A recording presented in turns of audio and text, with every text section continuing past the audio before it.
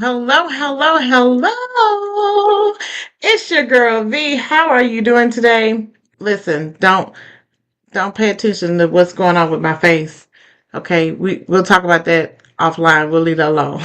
But anyways, welcome to Shredity Tuesdays. I hope you had a fabulous Friendsgiving, Thanksgiving, Turkey Day, just hanging it out with your friends, whatever that you were doing. I hope that you had a wonderful day because a wonderful week and holiday because it has turned a little bit chilly. So let's go into this resource for today's segment. Are you ready?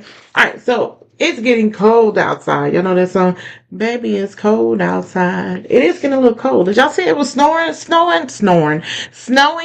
up north somewhere? Like they getting a lot of inches. Anyway, focus. All right, so the cold weather is right around the corner, and so this tip is about the Homeless Alliance. So with the Homeless Alliance, there's a lot of things that they're asking for your support and resources on. So if you have any heavy coats, new or gently used heavy coats, gloves, hat, boots, new thermal underwear, those hands and foot warmers, and then also some warm blankets. They would love to receive those donations to give to our unhoused population, or some people may call them homeless. So I just want to kind of share that with you. And then also, with it being cold, they have kind of extended some of the shelters that are out here. So if you are a case manager, resource officer, however your title may be, make sure that you share this with someone, because I've also posted it on our social media, so you can take that information and share it wherever that you feel need. But there's a winter overflow for shelters. What they've decided to do is not to make it to where it's negative 32 degrees.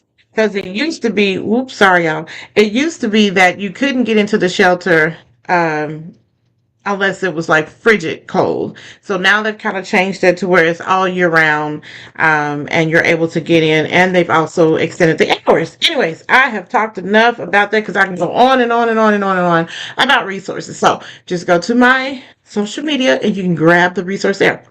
All right. Are y'all ready? Are y'all ready? I want to introduce you to this young man that I met. Ooh, it's been a year. It has almost been a year. Come on in, Derrick. What it do? What it do? How you doing today? Doing good, and yourself? Not too bad. Not too bad. I think you said you had a pretty decent Thanksgiving. I did. But before we talk about Thanksgiving, I know the people who know you regularly, who are used to seeing your beautiful face, something is missing today. Oh, Derrick, I said we weren't gonna talk about Oh, I'm sorry. The people, they used to seeing you though. that. They used to They used to say me. I look the same, don't with the beauty, with the frames. The frames is a part of your I? persona, part of your personality. It's part of your get up. It's part of your brand. When I met you, you had the situation going on. I mean, it's okay. See what you did. I'm sorry. Why you Well, had to bring that? I know Why you what had to bring that up? if that makes you feel if it makes you feel any better, I'm gonna make a very drastic. I'm not gonna talk about it, and You're people not will gonna talk see about it, but I'm gonna make a very drastic change in my appearance in the new year.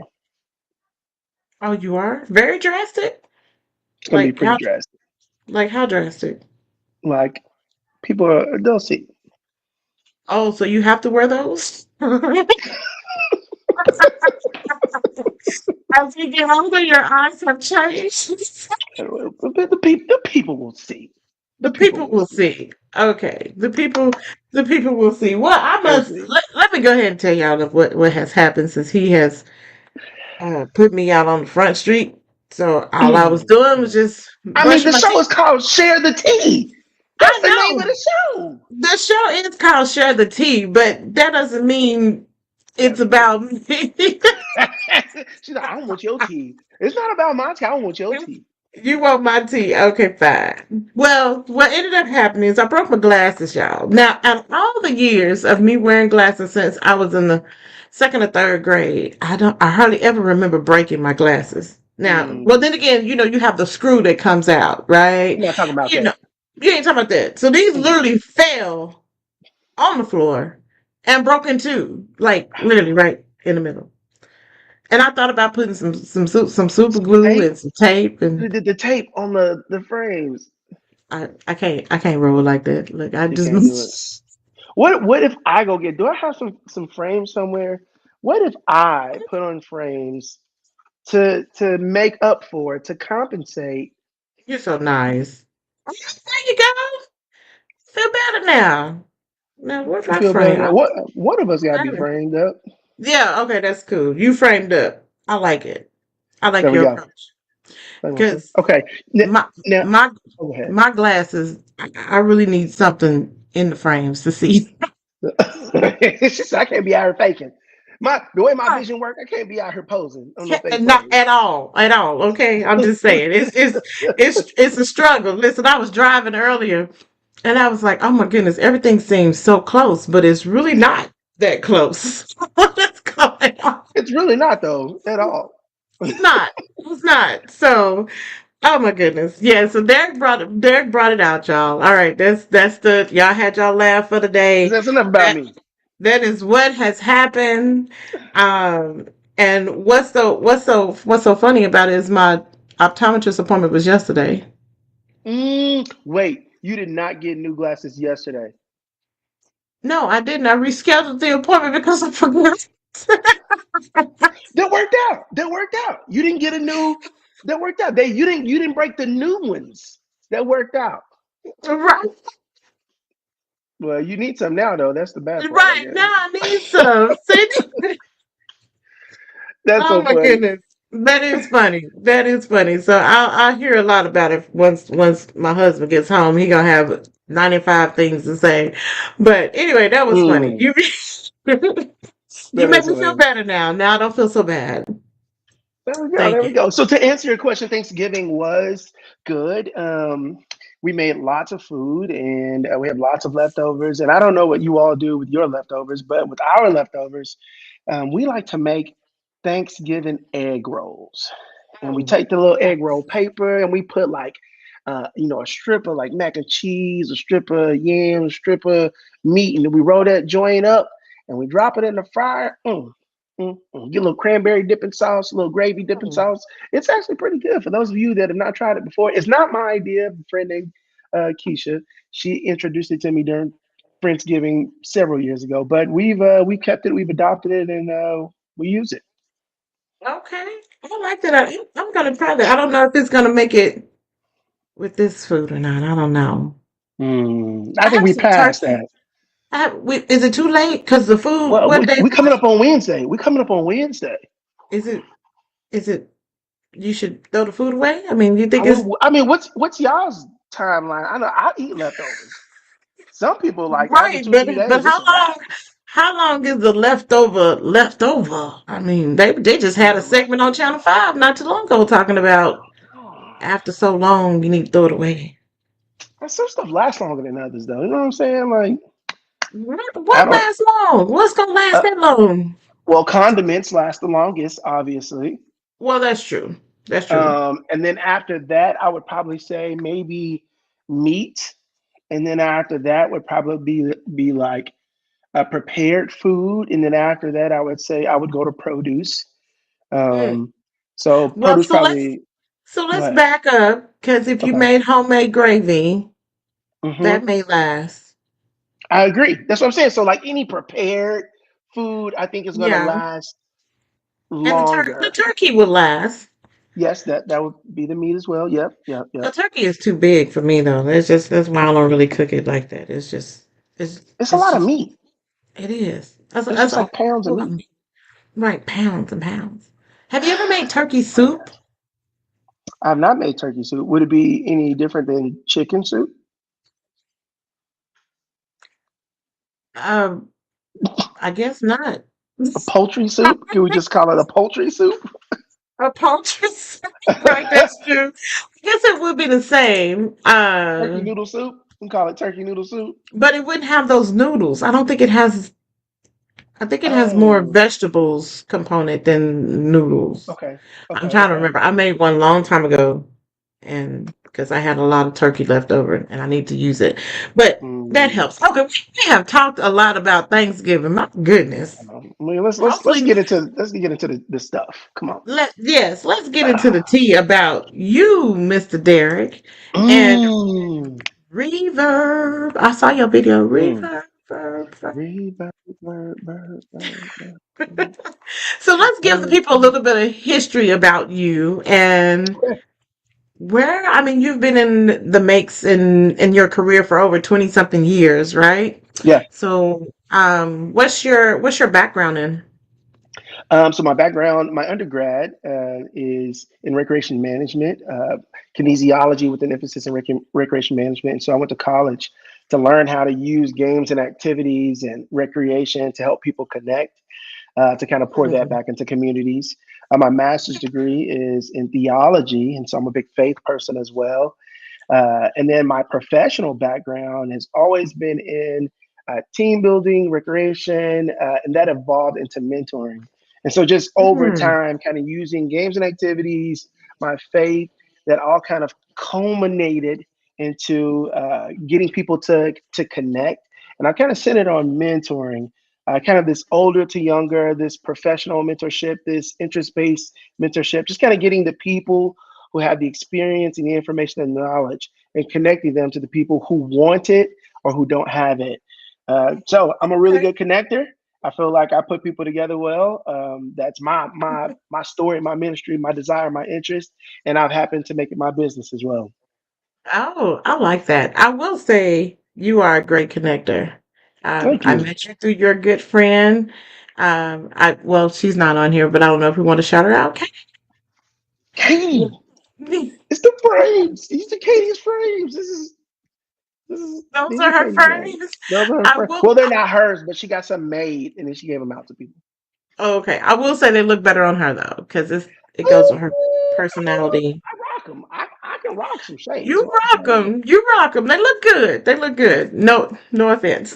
But you are a good connector because she told me, she said, I need to connect you with Derrick. He's my long lost friend, not long lost friend, but long time friend that I've Hmm. known for years. And I mean, she went on and on and on. And I said, okay, okay, okay. Well, yes. And then here you come walking through the door like 10 Oh, minutes later. It's like, oh, well, there we go. And it's been almost a year, 12 months. Well, 11 it's months. coming We'll up say. on. It was definitely cold when we met last time.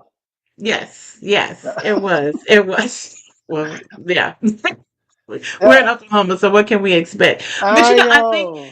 I think that it's cool that you like to connect with people. What is the Yeah. value from that, from just networking?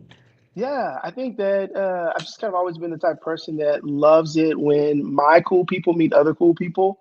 And I think also I've been the beneficiary of connections as well.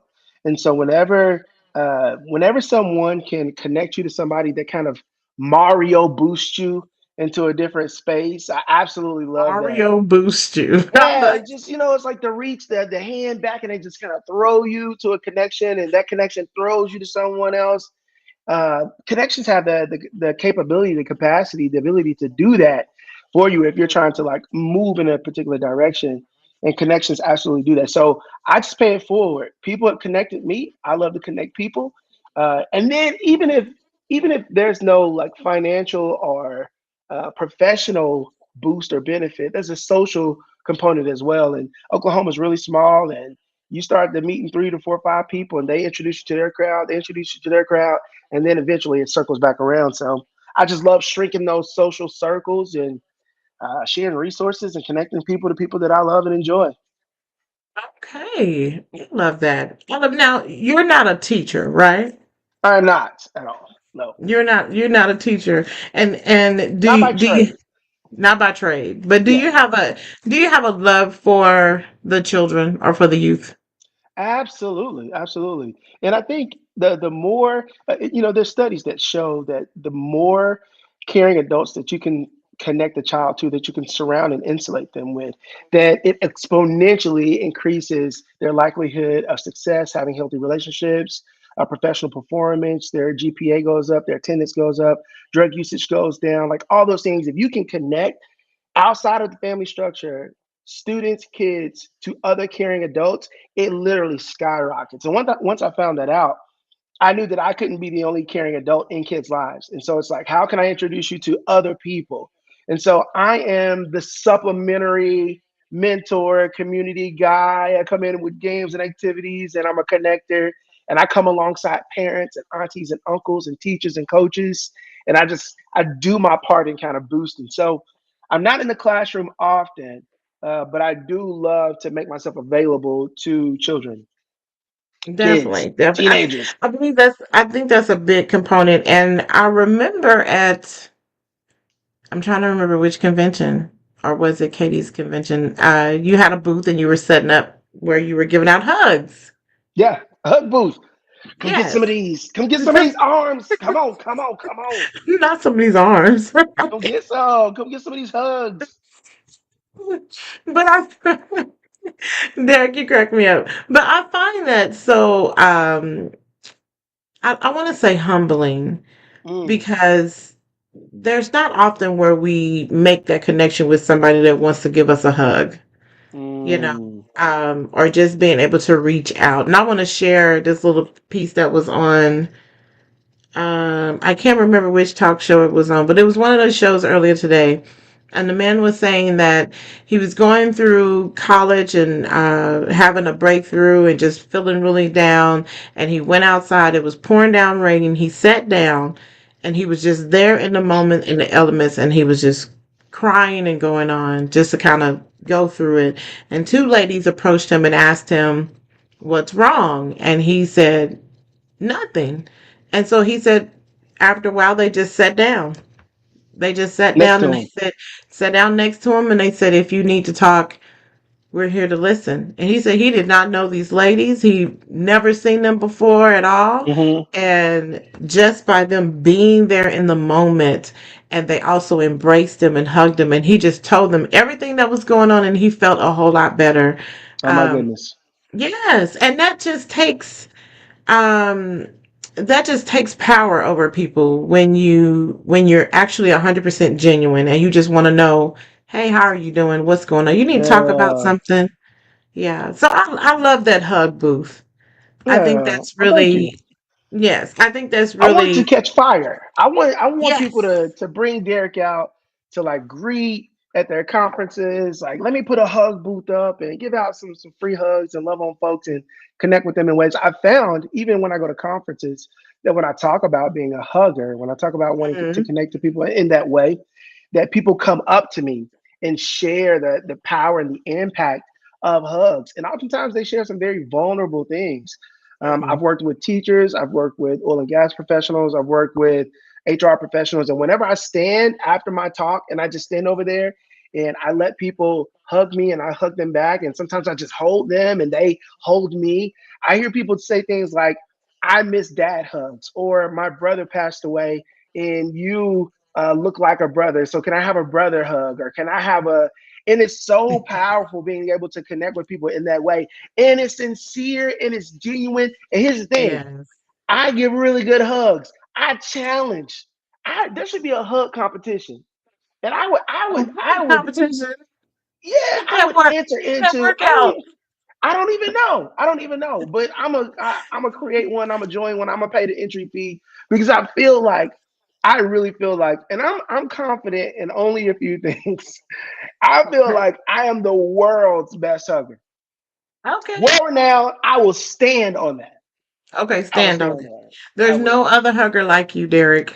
No other There is hugger. no one, and there's not a better one. Come on now, I put my pinky toe on that. Oh, not your pinky toe. But you know what? If you don't believe it and you say it, I mean, how else will you manifest it? You right. Now, I don't know about Yeah. you creating and paying the entry fee. That's a conflict of interest there. I just want to get in. What I got to do to get in? I just want to get in. Do I got to sign up? I mean, do I got to pay? Do you pay me? Like, we'll work that out on the back end. Just give me a shirt that says "hugger" and put me at the front door. That's all I want. Okay. Okay. We could do that. We could do, somebody can do that. If I can't do it, somebody can do that. Let's make it happen. So, so with Reverb, Uh-huh. how did that start? Yeah. So I was working with the company, and I was having a conversation with the owner, Mm. And I was like, I really want to mentor. That's a part of who I am. I have a heart for mentoring. Is there a space for mentoring here? And we decided at the time that that company was not moving in the mentorship direction. And so I had the opportunity to kind of break off and work with some of those clients through the mentorship capacity. And instead of doing it through OMAS, so I have a couple of different companies. OMAS team building is what I do, like professional development and keynotes through. Reverb Mentoring is what I do the mentoring through. And so I wanted there to be a distinction between my professional development services and coming in and doing strategic planning and retreats, and then the element, the production, the marketing, the presentation side of Derrick the mentor. And so I launched a company a little over a year ago, and my logo is actually reverb, meaning the echo that comes from like music or a loud noise. And you'll see just kind of my logo, it gets smaller and smaller. And so I started to think about how can I create a ripple or an echo using mentoring, right? Because this is what happens. It's like I get mentored and I take that information and I mentor others and they take that information and mentor others. And so Yeah. essentially you create this ripple effect of generosity and mentorship when one person is willing to pour into the other. And so I realized that people were having problems doing three things: one, developing mentorship communities; number two, recruiting and equipping mentors; and then three, creating spaces for mentors and mentees to connect. And I decided I was really good at doing all those things, those three things. And so I launched my company based on those three core principles. Oh, I like that.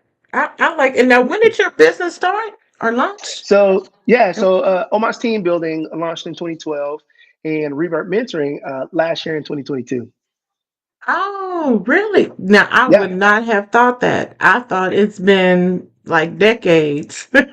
Well, it's funny how when you do something for a really really long time, and then Mm-hmm. you have to answer the question, Derek, how long have you been mentoring? And it's like, well, my mentoring company started last year. I've been mentoring in official capacity for the last 11 years, and I've been mentoring unofficially since I was 19 years old, working for the Salvation Army Boys and Girls Club. And I was a supervisor and shift trainer and all those things where I'm working with not Wow. only peers but I'm serving kids and communities as well. And so you start looking back and you start seeing this thread of what you love to do being woven throughout your career, and educational opportunities and community stuff and like connections. And so I tell people over 20 years I've been doing it, but as a company, I've been doing it for about 12 years. And then Reverb Mentoring has existed for coming up on 1 year, 1 year anniversary coming up in December, actually. Oh, well, that's in 2 more days. So happy, Thank you. how we say anniversary, business versary. How do we say that?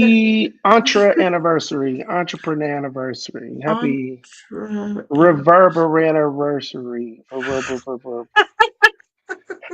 Whatever it is, say, show your boy some love. I'ma take it. say that 3 times fast. Reverbersary. You're gonna mess that up. Happy reverbersary. Something of okay, reversory. Okay. So, but with your professional consultation, that's Uh-huh. through like your businesses, like Yes. corporations and businesses. So you're Yep. working not just with adults, but with children's and teens as well. So I see how, Absolutely. okay, I see how it all Yeah, kind of yeah. comes together. You can't really have one without the other, I feel. Especially in mentorship, right? It's like Right. and it's this thing when we talk about working with organizations, just let's just put mentoring aside. There's this concept of like wanting to come in and just get involved anywhere, but you have to be very strategic with your entry point. Because if I come in at the lower level and I get the people moving in a certain way, but middle management and leadership they haven't bought in, Mm, then you can only be effective to the cap of the next level of leadership. If I come into middle management, middle leadership, then the hope is that it trickles down and maybe it works its way up. And if I come in at the top, the hope is that we trickle all the way down and we empower leadership in order to teach leadership, in order to teach people. So where you come in is very important. On the mentorship side, it's like I can't talk to the mentee about something and not talk to their mentor. And then I can't have a conversation with the mentor and not and that mentor not have a conversation with their mentee. So getting them in the same place where they can hear and see and do the same thing, it kind of closes that information cycle, which allows you to be the most impactful that you can be. Mm, I like that. Mm, I'm glad you do. I So, spent some time on that. so speaking of leadership, Huh? what do you think? Because you just gave that demonstration and talking about how things we expect it to kind of trickle down. But if Mhm. our leadership is not where we expect or what we anticipate for it to be, Yeah, how do the people in the middle, how do we continue to do our jobs effectively when our overhead is kind of like, absolutely. So there's this concept called coaching up, okay. like this teaching up, and it's for kind of that middle management, that middle leadership, when they're teaching the people above them, they're helping direct the people above them what needs to take place down here, right? It's Mm, like, oftentimes people in those positions, they aren't there because they lead people well, they're there because they're skilled, right? I'm really really good with numbers, and so I have this position, but that doesn't mean that I'm good with people. And so if you mm, find someone that is good with people, right, you're in this management position where you're over people. The hope is that you can equip those people, right? And then they teach up, right? They coach up, and then they also lead down. And so if you can get that's and that's one of the things that I try my best to do. Whenever I come into an organization, sure, I can come in with entry level folks. Sure, I can come in with your bottom tier, your lower tier, but I don't even want to come in at the top. I want to come in that middle space so I can like have access to both. Because if you can oh, tap I into the like that. heart, if you can tap into the heart of the industry, the heart of the organization, right, which is where the people are reporting up, but they also have impact down, then it can spread. Oftentimes, I Mm, don't believe that things trickle like people think they do, right? It doesn't really trickle, right? Because if you go to the right. CEO, right? So, for example, I worked in with uh, the Oklahoma City Police Department, and I was a civilian, and I reported to a lieutenant. Well, going up, the lieutenant has a captain, major, deputy chief, chief. That's the up, right? And going down, you have sergeant, and who I think sergeant might be the lowest. And so for me, it was really, really important to win the heart of the lieutenant, because if I can win the heart of the lieutenant, then the lieutenant can go up, up, up, and also go down. Versus me trying to get access to the chief. Now the chief has to tell something to the deputy chief, and the deputy chief has to say something to the major, and the major got to say something to the captain. The captain got to say something to the Right. so it's like I often it's the concept of the telephone. Like what I wonder what gets down by the time that information has been touched by all of those folks. Mhm. And some people could say the same going up, but the impact happening at this middle level, I believe I can have more impact there than getting a leader, especially without me there to take something and try to deliver it down. That's I have not found very very much success in that way. Not to say it's not successful, but my approach is to come in at the middle part. I'm at the middle part. I like that. I like Yeah. that because I was I don't know why it seemed like everything that I've done today fits into this discussion. But Mm. I was in the store and there was a lady talking to two other men, and I think she retired because she mentioned I miss you people, but you guys, but I don't miss the administration. I don't Mm. miss them and how they just treated us. And I was like, huh. I said, you know what? Yeah. It's funny how why do all administrations, and I shouldn't say all, but why do people feel like most administrations are jerks? Fill in the other Hmm. blank that you know I want to say. Hmm. But Hmm. like why is that? Do we get into these positions and we kind of forget like the people part, like you mentioned, like we have the Yeah. skill but then you Yeah. kind of forget like who you are and being a human and just respecting Yeah. individuals. I don't. Mm. The people in leadership, they have this responsibility, right, of like bottom lines and vision. and Yes. communicating outwardly, to the community on behalf of the organization, fundraising or whatever it is, right? And I think some of those Right. responsibilities, they pull away from, like, in order for the company to thrive and be successful, they have to turn their focus somewhere else and empower those below them to do some people stuff. Now leaders at that level that I believe that come down and are able to still engage with the folks and know names and know what's going on, those are special types of leaders.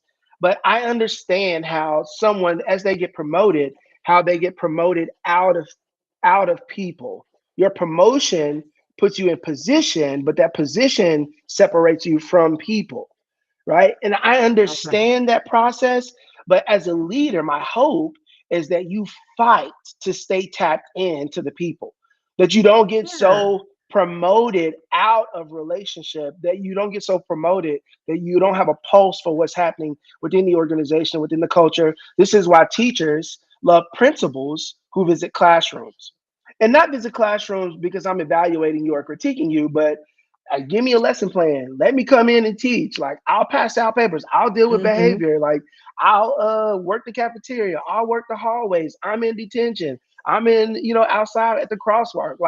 Like teachers love principals that are able to stay tapped in and aren't so administratively heavy that they forget about who is holding the school up. And you can go to oil and gas, you can go to tech, you can go to government, you can go to all these different things. People love a leader that's tapped into the vision, that's tapped into the people, that they haven't been promoted so much out of relationship.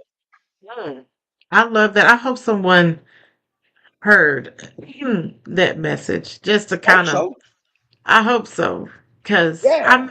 I'm an optimistic person. And I'm always trying to be optimistic and share positivity with other people. But at some point you start to feel like, well, I don't really know what else to say. You start to feel like Katie's just doing this. I'm doing this for Katie. Go ahead. right. Katie. What's up, Katie? Yeah, so but it does make you feel like you start to lose focus on what you want, Hmm. um and what your desire is. And especially if you in a position or at your job, some people feel like, okay, I just need to leave. And I always tell people it doesn't matter what job you go to, you're always Mm. going to have problems with people. There's always going to be a conflict somewhere. Absolutely. Even if you being an entrepreneur, you're going to have conflict with someone or contracts or whatever that it may be. Hmm. There's not a way to avoid that. So it's kind of like, Yeah. how do you adjust to that, like working as a team? Well, let me ask you, are you more of a leader or I don't want to say a follower, but or a team builder? Yeah, yeah, Which yeah. I one? think, yeah, I think I have elements of both in me. I Okay. tell I've been thinking, I've been wrestling with this concept over the last couple of years. I've been saying that I'm a great number two. Like, I'm like the Like guy that. that's next to the guy. Like, I'm a great number two. Like, I can stay tapped into the people, but I can also support leadership. And so there's an element of me that I believe can lead. I think oftentimes I shy away from leadership because I'm comfortable, like, down here with the people and Right. making those big final decisions that involve others. Sometimes I shy away from that, and I'll admit that. But there are seasons where I lead really, really well. But I believe I shine best, right? I shine brightest amongst the people. Like, when I'm down here and I'm able to resolve conflict and build relationship. And again, like I said, I think that sometimes being at the top, you have to fight in order to stay tapped in. Whereas positionally, when you're down with the people, you just spend more time, just day to day, just your duties and responsibilities. They provide you more opportunity to connect with people down at this level. So I have had the opportunity. I've been fortunate enough to be able to lead in some areas, but I think I gravitate more towards being with the people. With the people. Okay. The power Yeah. of the people. I Come on mean, now. Power people. I saw that book. I saw that book on your shelf back there. And I oh, was trying to read it. It said something oh, about, what's the name of it? The power of what? wait. Is it the blueprint of Black Power? Is that what you're looking at? Yes, yes, Oh, yes. The okay. blueprint. And does it have the fist on there? No. Wait, No. Okay. you trying to make me look without my glasses That's now. Hold hilarious. on. I was turning sideways trying to see it. No, it doesn't. It doesn't. Okay. This is actually, oh, this book is heavy. This is actually my husband's book. Okay. Yes, he reads all types of things. So I have not read this book, so I can't even tell you what it's about. Don't worry But about it. We saw power. there you go. I saw Yes, power. I heard power, and I was like, I should you look at saw what that book on Power that and you shelf. said, What is that? Let me." And I will ask him if he has finished this book or not, because I was just setting things up over there She said I was trying to look to smart. move things Let to move me give things y'all the tea around. real quick. Let I me give was y'all the not. tea Did real you quick. She did you say said trying to look smart? she was over there posing. Like, let me put these books on this shelf back here so people think I read.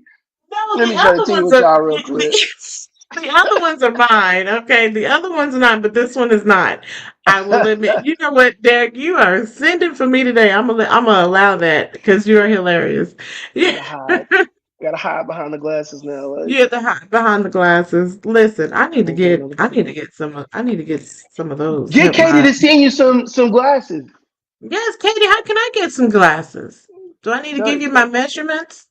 and she was like, I actually need to put some spectacles in those. I need to actually. I can't be walking around here with just frames. Right, right. But it may help with my vision because I'm so used to doing this and there's nothing there. So it's kind of like Mm, um nothing. Ain't nothing there. yeah. Anyway, we just Yeah. we'll worry about that later. We'll worry about that later. So with this I forgot where my thought was. So I done you stole your thought. shifted I'm me, sorry. Derek. Stay focused. Stay It's focused. it's too late. It doesn't I can't bounce back like I used to.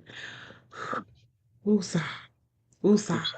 So, Derek, I want to ask you a question with your Reverb Mentoring. What's the Yes. youngest um, child that you've been in contact with in regards to mentoring? Yeah, yeah, yeah. That I've personally mentored. Mm-hmm. I personally mentored. Um, There's been so many. Look at you. You're going through the whole list I there know. like a Rolodex. I could go back to um, Ooh, early sorry. 2000s when I was with the Salvation Army Boys and Girls Club, and I could say maybe 8 years old, eight Oh, years old, wow. just really kind of like focusing in identifying, building intentional relationship. I could say 8 years old at the time, but of course I was 20, 19, 20, and and mentorship at that age looks a little bit differently than when you're in your early 40s, right? And Right. so, as an adult over the last 10 years, the oldest or the youngest has been high school, right? And so, Okay. and this is something that I do in my mentorship assessment. Like I have these assessments that I give mentors because oftentimes we just throw mentors in the field and we don't ask them their availability, their interest, their capacity. Do they want one kid? Do they want 5 kids? Can they mentor 1 hour a month, or can they do 2 hours a week? Are they available at night? Are they like we don't assess mentors. We just so glad and we're so eager that they're willing and available and that they're giving it their time. We like, here's Jimmy, here's Johnny. He's our worst one. He needs some love, and we just throw him Put out 'em there. out But what? there. Yeah. Yeah. But what happens when we don't assess them is that not only do we set them up for failure, but we set the kid up for failure too. Oftentimes in these mentorship programs, not all mentorship programs, but when we're talking about these very specific mentorship programs where these kids are coming and they're getting the additional caring adult love, they have had people come in and out of their lives so frequently that when people stick, they're shocked. And Yeah. so when people leave, it kind of reinforces this narrative of people coming and going. And so what a mentorship assessment does, it sets up our mentor to be the most successful possible, as well as that relationship with that kid. So if you can only come for an hour a month on third Tuesdays, then you create some anticipation, some expectancy for that kid. Not any more, not any less, but you stick to that there. So the reason I say that is that my temperament as a 20-year old it's different than at a 40-year-old. Right. 40-year-old Derrick, 41, 42, 43-year-old Derrick does not want an 8-year-old. I do not. I do not want an I do 8-year-old, not right? want an 8-year-old. Gi- give me a high school kid, give me a college kid. And I actually think in this point in my career now, I'm actually moving out of mentoring kids directly and I want to mentor mentors. I think that's kind of the next phase that I'm in right now, where I'm Okay. kind of creating these systems where I want to empower, encourage, and equip these people that are going out and they have the patience, the stamina, the energy, the interest to invest in the lives of kids, right? I think I'm coming out I of that like that. phase of like showing up at school and baseball games, and my youngest right now is a senior in high school, and so even my attention at home is shifting to a more independent personality, and so then 19, 20 years old, 8 years old, 9 years old, 10 years old. I was like, give me the kid. I'll take him. I got the energy. I'll chase him down. I'll follow him. I'll sit next to him. I'll do all those different things. Right. As a 42, 43-year old, I'm like, I need somebody that I can have some deep conversation with that will follow instructions, that I can check Follow back in with. instructions. Come on now, that I can check back in with in a week or a month and then still be on track. And so I'm probably more tapped into that energy um, at this point in time. So no 8 year olds for Derrick, high school, college students for Derrick, and even more so leaning towards mentoring mentors. Oh, I love that. I love that. Yeah. So, do you ever help organizations when they have like a certain mentor groups or Yep. um there was another word I was gonna say, but it slipped me. But when they have other type of um I'll say affiliate groups, like if they have groups that kind of help them with troubled youth or Yeah. at risk teens. Okay. Okay. Yeah, absolutely. And I think there are some technical skills that go that mentors should have when working with certain demographics. But Mhm. across the board, there are three things that mentors can do that ensure their success. Right? It's like one, be available; two, be consistent; and then three, be authentic. Right? Be available, be consistent, be authentic. When the availability shifts and it varies, it creates an uneasy environment for those kids, right? They also, so a part of the availability is being consistent in what you offer, being consistent in your word, being consistent in your advice, being consistent in the things that you do, and then being authentic. And authenticity is really important. And I learned this lesson from my dad when I was younger. He said, "Son," he said, if you don't want to open doors for the rest of your life, don't start opening doors.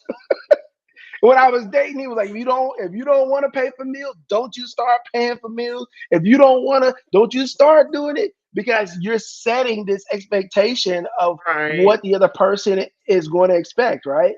And so authenticity is really important. Don't present yourself to be something that you're not. We find this it's called mirroring.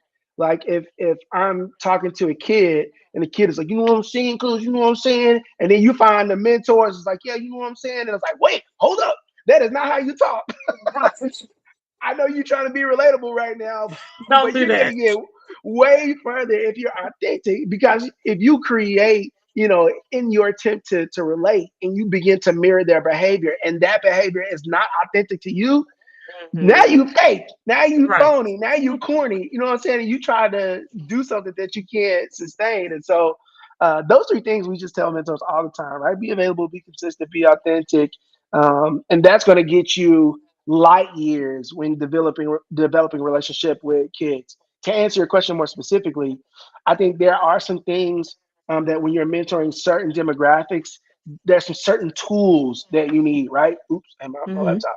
So like when you're you need some certain knowledge when dealing with kids that are involved in gang activity, right? You need some Right. certain knowledge when it comes to dealing with kids that have a history with drug history. There's some certain knowledge and information that you need when knowing the kids are involved in domestic violence, or if they are fighters, or if they're liars, or like when you start getting more information about a kid, then you begin to engage them not through that filter, but with that thing in the back of your mind, right? Because you Right. you always want to give the benefit of the doubt when trying to redeem a personality, when trying to like get someone to go from A to B. right? It's like how do you ever give them the opportunity to tell the truth if you've already decided they're a liar?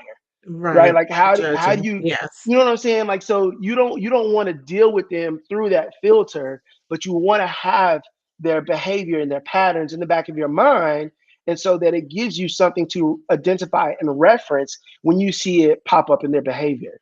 Mm. So I think there's some mentors that need some very specific skills, but I do very basic um, 101, 201, 301 mentorship as it pertains to building up the mentor and then helping them connect with their mentee. But there, I think 401, 501 level mentorship, I'm using college course numbers. Like that's a About to high say, level where you start to, you said what? I was about to say, how many levels of mentoring are there? Because you went up to Uh, 5.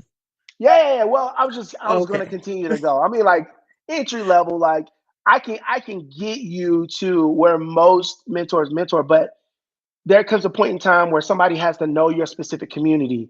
They got to know the demographic that you're working with. Yes. You know what I'm saying? There's certain rules that mentoring communities have that different from city to city, state to state.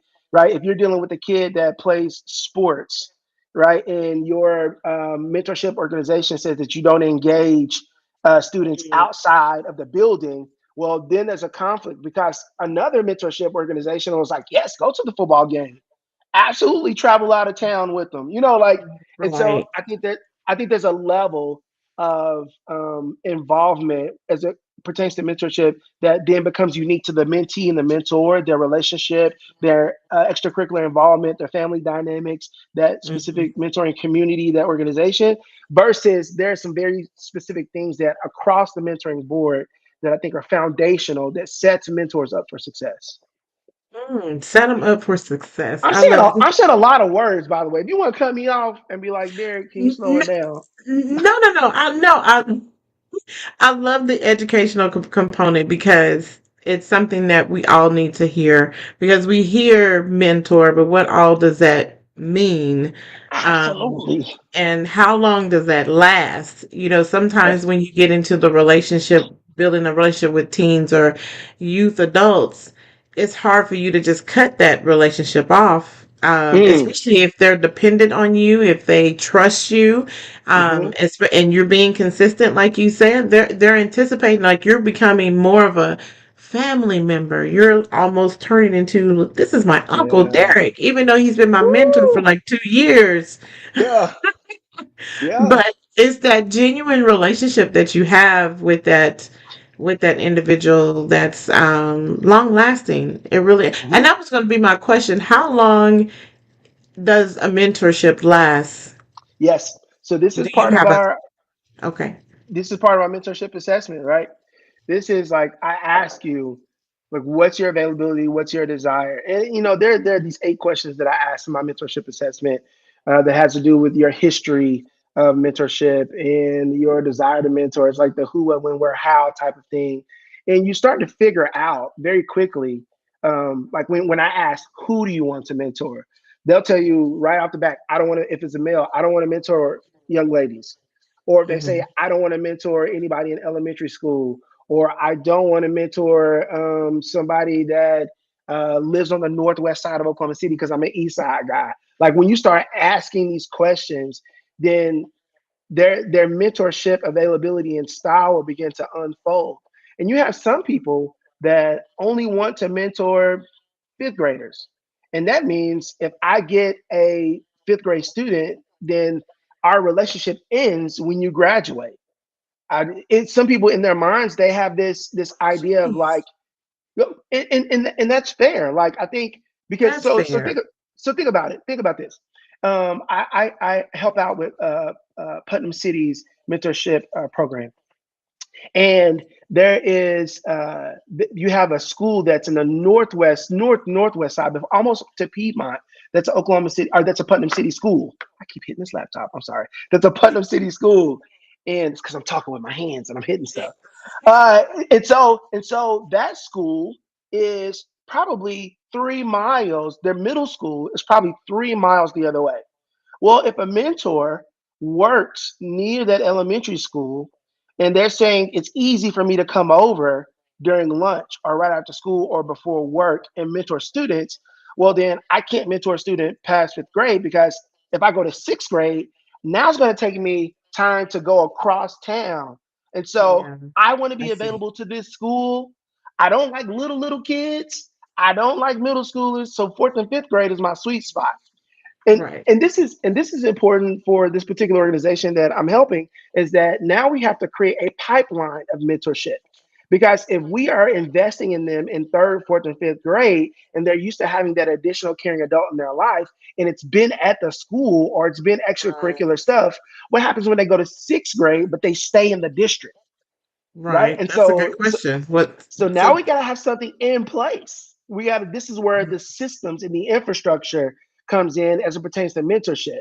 This is why it's so important to assess your mentors to figure out what their capacity is, what their interest is, who they want to mentor, how long do they want to mentor. So some of those mentorship relationships, you have people that are willing to go with that kid as long as that kid will that's have them. good. And then you have Yeah. other people that's like, I want to be a mentor for this school. Right. So only for the school. Because I was going to say, have you ever received not a complaint, but more so of a concern, Hmm. like, well, my child is requesting, I'm gonna say Jim, my child Yeah. is requesting Jim because he's been with Jim for this whole 365 days, and now Hmm. he doesn't want to have to learn to adjust to a new person. So Hmm. has that ever happened before where Absolutely. they make that request? Okay. I mean, Absolutely. 'cause And I good. was just gonna say, to me, that shows that that person's doing a really awesome job, and you have a connection with that child and that parent, and they want to continue to build that relationship with you, even though you have a preference. But Hmm. I mean, how did you So handle that? so let's talk through it. Let's talk through it, right? And I know we only got so much time. Let's talk through it though. So here we go. So one, you have a really good mentor that Mm-hmm. has been able to connect and win this student over. If I'm limited in mentors, do I want to ask that mentor then to mentor another kid so that now two kids have a positive experience with an additional caring adult? So now, so now I want another kid to have access to Jen. So that's one. That's one. Number two, it's like uh, very rarely in our young adult lives are we able to hold on to people who are not our peers. This is good. When it comes to coaches, you have your middle school, your elementary school football coach, and then they pass you on to your middle school football coach, who passes you on to your high school coach. Let's talk about teachers, right? The teachers during a school year, they used to travel third and fourth and fifth grade with the classes, but now you have third grade English, and you have fourth grade English, and you have fifth grade English, and the only way you get to keep a teacher is through the extracurriculars, right? So like choir, band, things like that. But even that, when I go to middle school, I have a new set of folks, Yeah, right? that's And true. so so the mentorship relationship, it echoes or mirrors or reflects or symbolizes this need for healthy transition in the lives of our youth, right? When we are able to attach successfully and detach, it shows us that they have the capacity to then reattach healthily to another caring adult, which I is like why that. having that person Okay. in place is really important in this mentorship pipeline. Hmm. I like that. Okay. So it's not such a difficult transition, Oh no, and it's I think hard. It's hard. I mean, tears. Parents, why you even come in his life if you're not gonna stay in his life in the first place? You abandoned my, it's like, whoa. Like, whoa. this is extra. Y'all not family. You know what I'm Right. saying? Like, Like, geez, I was only yeah, I can see how that could be an issue. Yeah. And that's what I was absolutely. wondering, like if you've ever experienced that, but I see that you have. And what is something that you've noticed throughout the generation since you've been mentoring since you were 20 or 19, Hmm. and then now you're in your young 40s. So what is something that you've noticed has changed with our youth? Yeah. With our youth. I think access to information has changed with our youth. And so Now, where, oh, access go to ahead. information, because people would say, well, everything is digital now. Yeah, well, they have more access now, is what I'm saying. And so Okay. back in the day, um, I, I talked to a guy that he was working on my house, and he ran into a problem, and then he hopped on YouTube. Like he was like, oh man, I ain't seen this before. And then like he hopped on YouTube and then he fixed it. He fixed the thing. He fixed the thing. And Wow. so we have a generation of digital natives where they grew up with the phones and the games in their hands, right? And they have access to information. And so um, when I was younger, my access to information was slower, and so I Mm. had access to people or microfiche or newspapers or magazines, right? Or Encyclopedias. exactly, you know what I'm saying? Like my information, I had access to information, but it wasn't as much and it was slower. And so what happens when people have access to information? They have these little bitty bodies and they have these developing brains with access to all this information. And so they think they know a lot. In fact, I don't they have a lot of information, but the way that it all fits together and the way that it works is a challenge for those underdeveloped brains, right? I was talking to a young lady over Thanksgiving, and she was talking about therapy and mental health, and she was like, my psychologist, and she was like, wait, my psychiatrist, psychiatrist. And then I'm like, she was like a sophomore in high school, and she's self-diagnosing and she's using all these big words. And I said, wait, hold on. I said, let me ask you a question real quick. Do you feel like you are better because you had access to all of this information, or do you feel like you're more confused? She was like, I wish I could just go to school and play a sport, and I wish I could just have a boyfriend and I would be okay with this simple life that my parents glorified. But she was like, instead, I have TikTok and I have Instagram and I have Snapchat and I have YouTube and I have Facebook and I got, all these different, I got Twitter. And then on top of that, I got, YouTube and I got all this stuff that, is coming in at me. I got when I was growing up, it was like neighborhood drama. It was like gangs and like who wore dirty shoes and who was musty. But now it's Right. like Hamas in Israel, and it's like China, and it's like border control, and it's like, and so they're just all they're inundated. They're overwhelmed with all this information. Where am I going? This is where I'm going. And so now you have mentors that are having to lead and direct and instruct and help these younger people discover in a convoluted and saturated environment where you have YouTubers that are millionaires and the industry is starving for plumbers and electricians, Yes. right? It's like where you're, and not to say that it didn't exist in this level when we were younger, but when you saturate the environment with information and people and things and stuff like that, and then you try to direct and lead and guide young people through this current climate where there used to be two cars on the road and now there's 1,000, the Right. zigzagging, you know what I'm saying? It's just a little more, It's a it's a little little bit more, much. yeah, what's the word I'm looking for? It's more complicated. It's more, I keep saying saturated, but it's like navigating this world where we've gone from 4 billion to 5 billion to 6 billion to 7 billion, and technology is at the speed of sound, and it's like all these things that are just developing. It can be very difficult as a mentor Mm. to lead in a particular direction. You have to be more responsive and less reactive. You gotta, kind of grit your tongue and your teeth just a little bit before, you know, before you respond. Right? It's like one of the things that's in my training now, and this is interesting. One of the things that's in my training now is the power of names, the importance of names. Okay. And it, you know what I'm saying? As I'm introducing myself, before I'm even dedicated, or before I've even been designated as your mentor, your name is an Your name. obstacle. Yes. Your name, how I call you, is an obstacle. And you automatically meet head on, nose first, my beliefs, my values, how I grew up, what's important. Yep. The name. Absolutely. Just the name. V, Yeah. do you hear me? I hear you. I'm trying to But mentor and I can't get past it. I got stuck at your name. right. But why are we stuck at a name?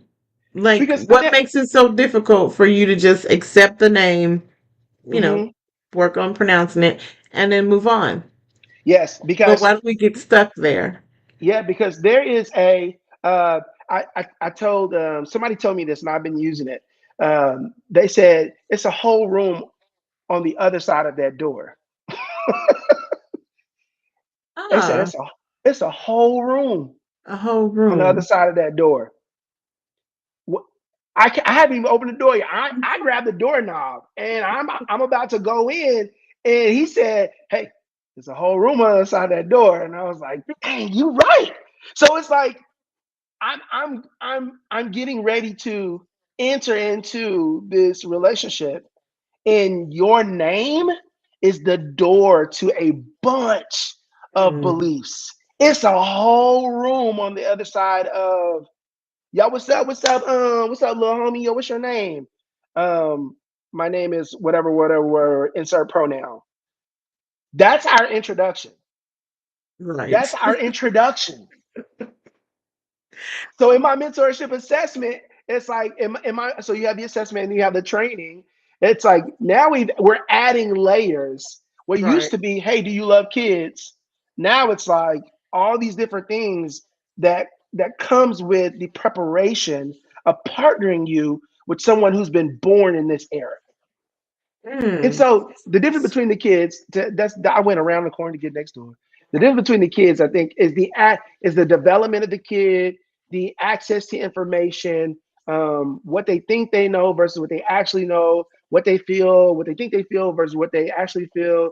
The social media land is like the web MD to personality assessments, right? And it's like people self-diagnose themselves out here in these TikTok streets every single day. Maybe I am this. Maybe I am this. Maybe I am. Maybe I am. And it's like, good But, Lord. but you don't even really know. Just go and get a professional evaluation and then go from there. Because TikTok will have you confused. So will Google. Listen, listen. Google will have you think you're dying. And you'll be like, oh, well, I read that on Google. Huh? Google will have you thinking you dead. I watched a clip the other day that was like, we're all in a simulator. This is a simulation right now. We're not even alive. We're all like, dang, I didn't think about What? that. Like, how would you know if you were in a simulation? I was like, I don't know how I would know if I was in a simulation. If I've already been simulated, I guess. Like, okay. Oh my gosh. We talk about confusing. Don't add more Yeah. confusion to what we already have going on. But I think that I think that does speak volume in regards to the different generations because we hear about peer pressure and bullying, Yep. and at times we feel like, well, back in my day, we handled peer pressure this way, or we handled Hmm. bullying this way, and we Hmm. went on about our business. Now it seems like the bullying nowadays is on a whole nother level.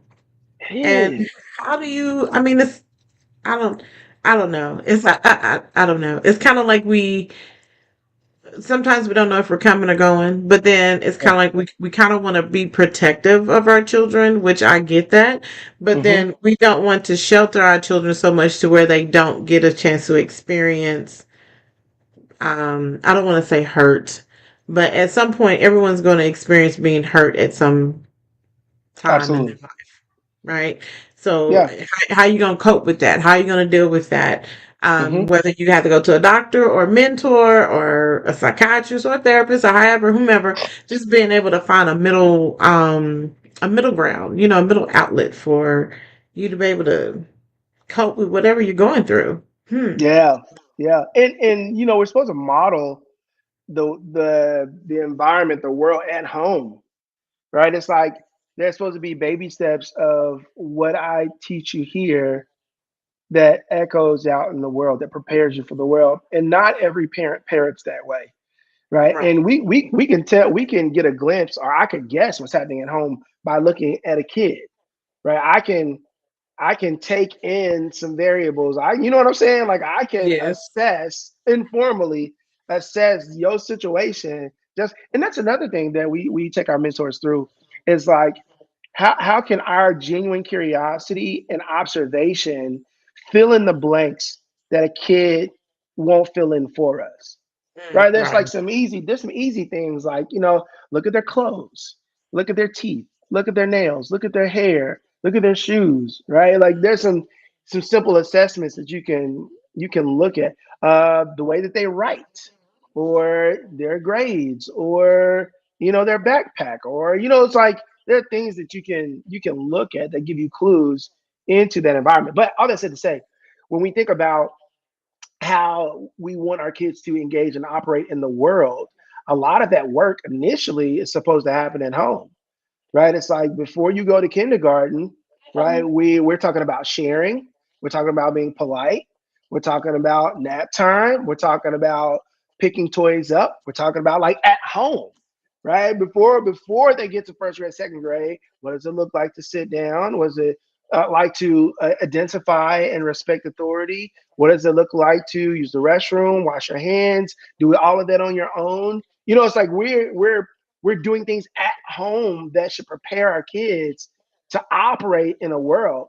But unless everybody is doing that, then the Yeah. world, like the predictability of the world, right? The variations that take place in a world where we send our kids sometimes cannot reflect the environment that we're creating at home, right? And so it's very important to understand that when you send a kid out into a world that's changing by the second, by the minute, and as parents and mentors, we're trying to prepare them for that it presents its own challenges, and that's tough.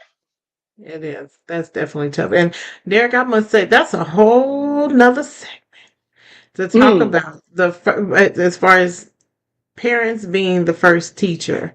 I don't hmm think I don't think all parents understand that because they feel like, well, you're supposed to teach them how to read. You're supposed to teach them this and this and this and this. And I'm like, mm, well, but if they already using certain mm. adjectives, if they are already on another level when they're Yeah. in kindergarten and hmm they can't even have a seat, crisscross applesauce, hands on your knees, please. I mean, whew, yeah, we'll have to have that discussion. Listen, Your face. I used to be a teacher for this program called Early Birds Literacy. Early Birds, Okay. and they focus on. I think they go up to 3 years old. They might go up to 4 years old, but the focus wasn't on the kid; it was on the parent. So they Mm, taught parents how to play and parents how to read. And I so like that. we had this content where we would show them how to position a kid when you read a book, how to keep books in the toy box, and they're not like this golden thing on a shelf. It's like put them on the floor. And it was like why story time and bedtime was important, and why letters on the fridge. Like we grew up with letters on our Yes, we refrigerator. grew up with that, right? Yeah, yeah, we grew up with the letter blocks, that you would Hmm. play with, and so it's like, and I know I shifted to an educational side, but also how to handle ourselves when we get angry, right? Mm. And there are things that and parents say that they don't know how to teach their kids, but we're teaching our kids all the time by the things that we do and even by the things that we don't do, by things that we don't do. Go ahead. No, I was saying hello. Yes. Yes, absolutely.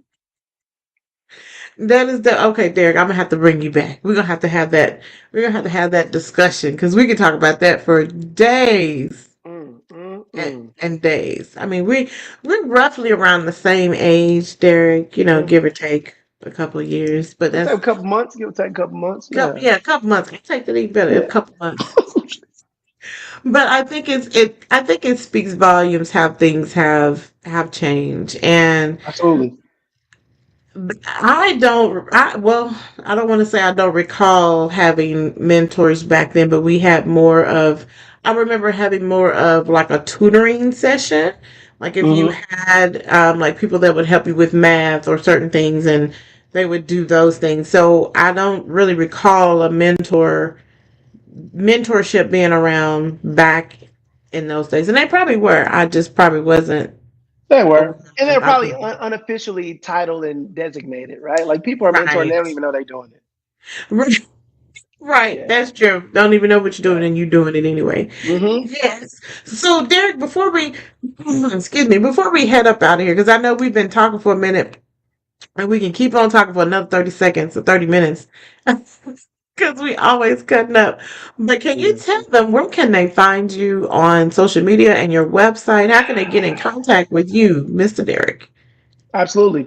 You can go to Reverb Mentoring, all one word, no spaces, reverbmentoring.com. That's just a landing page to let you know what we do, how we do it, and ways to contact me. There are also my books on there as well. You can go to lifeoflist.com, which is probably more of my corporate page, where you can talk about keynotes and topics, and you can also get my book there. You can also find me on Derrick Sier on Facebook, Derrick Sier on Instagram. Very easily accessible. I have a very rare name, Sier is the last name. And so you Google Derek and Sire, something will pop up. But those are the primary avenues. I do want to plug one that is Dear Ricky.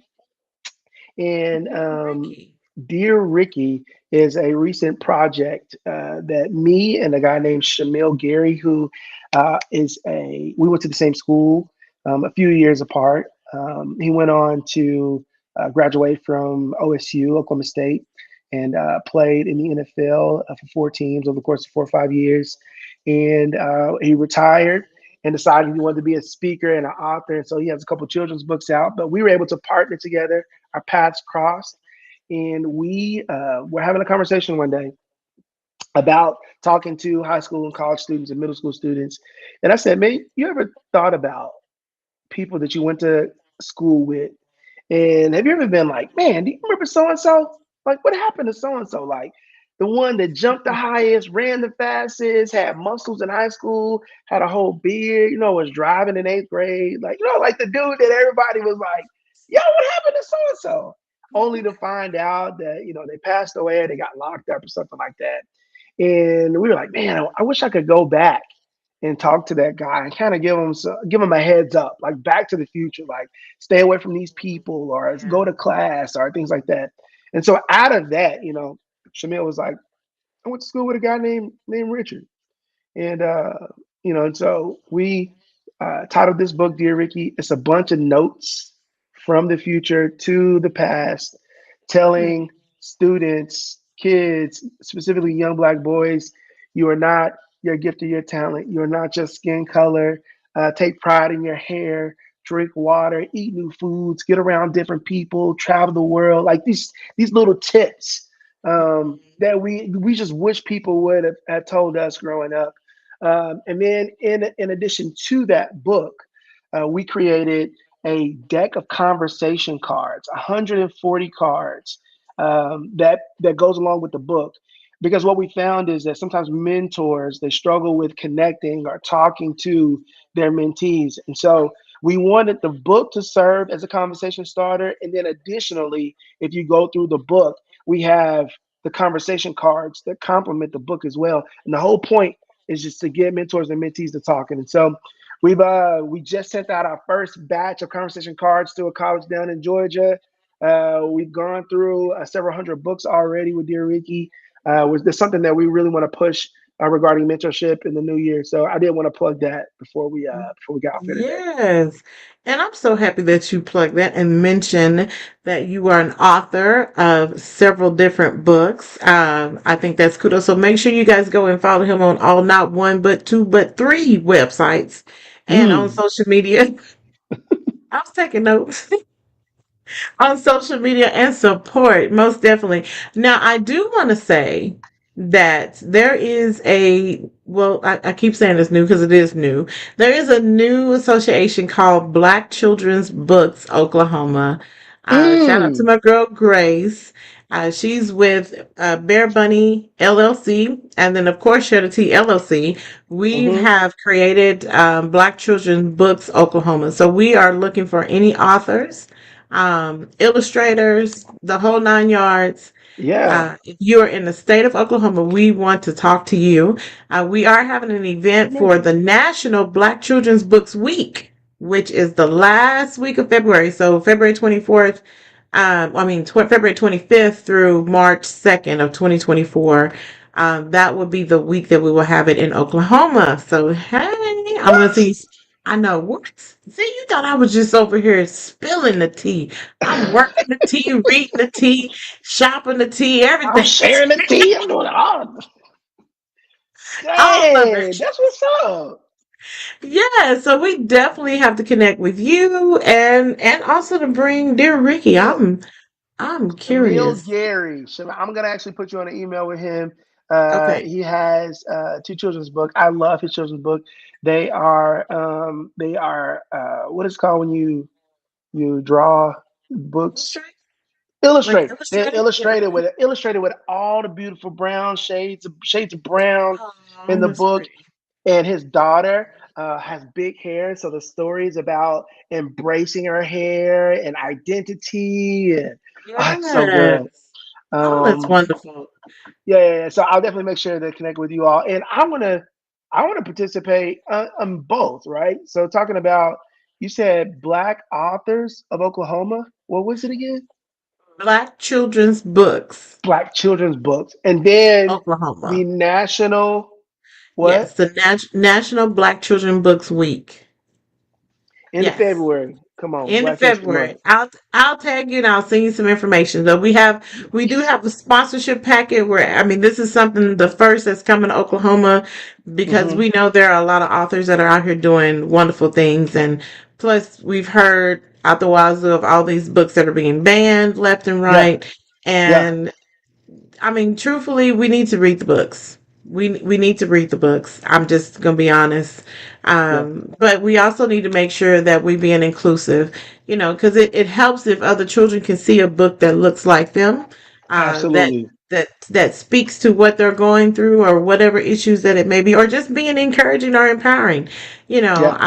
It helps a lot. So I'll send you that information. See, I had a Quit secret too. holding out Look on at your you. boy. Let your boy in. Let your I boy need to know the in. things. I need to know the Okay, things. I'll let you know. I got you. Thank you. I got I you. appreciate it. Well, Derek, it has been a pleasure. It has been a pleasure speaking to Had a you. blast. Derek's been trying to get on Shredder Tea Tuesday literally all year. Literally all year. And I All am year. so glad that you are patient with me and that you've shown me grace. I Oh listen, yeah. I caught her out in the streets. Sure. And I was like, you ain't got me on the podcast. You ain't reached out to me. I got the email. She was like, what Mhm. email? I'm scrolling through my phone. I ain't had no email. It was all my fault. It was all, she was waiting on me, and I See? abandoned her invitation. So I want Yes, to you did. publicly apologize to you Oh, and your audience. I'm sorry that it took us so long, it's okay. but we had a time today. At least I think we did.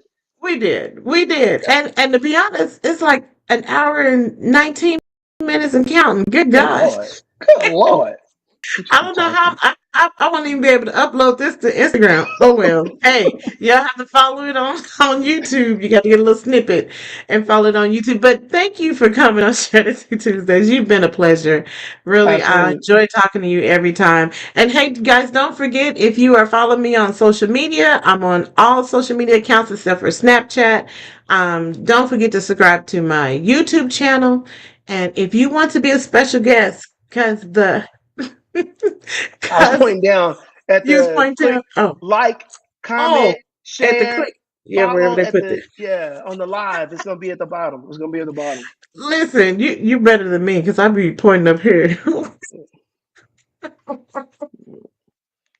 Oh, Derek, you crack me up. Somewhere over there.